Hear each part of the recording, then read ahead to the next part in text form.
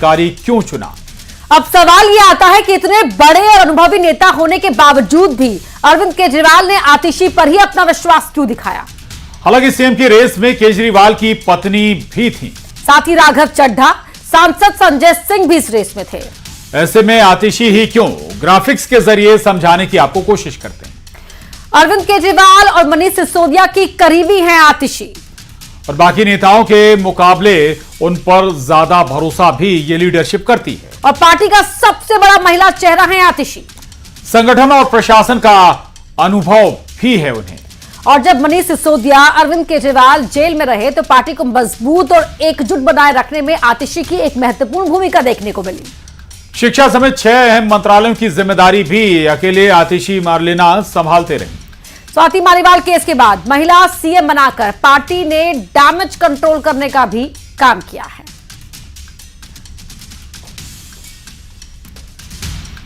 तो बीजेपी ने आतिशी को दिल्ली की कठपुतली सीएम बताया है, पपेट सीएम बताया है। बीजेपी ने तंज कसते हुए एक पोस्टर भी जारी किया है।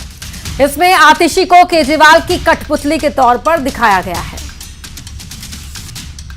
अरविंद केजरीवाल चाहकर भी अपनी मन मर्जी का मुख्यमंत्री नहीं बना सकते। आतिशी को सारे विभाग दिए गए मनीष सिसोदिया के कहने पर, और मनीष सिसोदिया के दबाव में ही आतिशी को मुख्यमंत्री बनाया गया है। और मैं फिर कह रहा हूँ कि चेहरा बदल गया है, लेकिन आम आदमी पार्टी का करैक्टर जो है, भ्रष्टाचारी करैक्टर, वो वहीं का वहीं है और दिल्ली की जनता उस भ्रष्टाचार का हिसाब है। देखिए, इससे ये चीज समझ में आती है कि आम आदमी पार्टी एक ऐसे व्यक्ति का समर्थन करती है जिनके परिवार ने अफजल गुरु की फांसी को रुकवाने का काम किया था। दिल्ली की जनता कभी भी नक्सल समर्थकों को नहीं स्वीकार सकती। इससे ये भी समझ में आता है कि दिल्ली की जनता के सामने आम आदमी पार्टी क्या दर्शाना चाह रही है कि महिलाओं को वो पपेट और डमी के रूप में ट्रीट करती है। क्योंकि इस आम आदमी पार्टी के सौरभ भारद्वाज तो ये कह ही रहे थे कि जो चीफ मिनिस्टर होगा एक टेम्पररी और पपेट चीफ मिनिस्टर होगा। और आम आदमी पार्टी की तरफ से मुख्यमंत्री के पद के लिए आतिशी के नाम का ऐलान करने के बाद कांग्रेस भी आम आदमी पार्टी पर हमलावर हो गई है। कांग्रेस ने इसे फिर से चुनाव जीतने के लिए केजरीवाल का हथकंडा बताया है।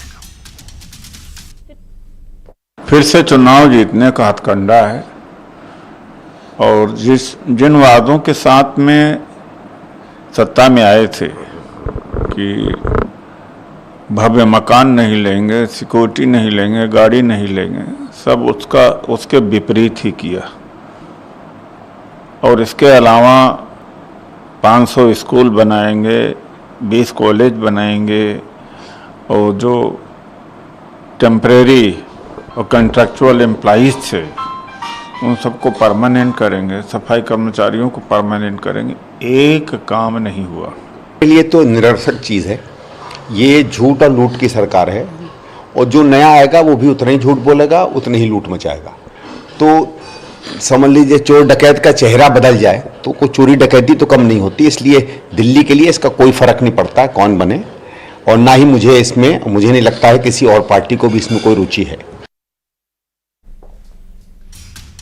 और अब बात करते हैं एक और बड़ी खबर की। यह खबर भी दिल्ली से है, लेकिन पूरे देश के लिहाज से बेहद अहम है। दरअसल बुलडोजर एक्शन को लेकर सुप्रीम कोर्ट ने एक बड़ा आदेश जारी किया है। सुप्रीम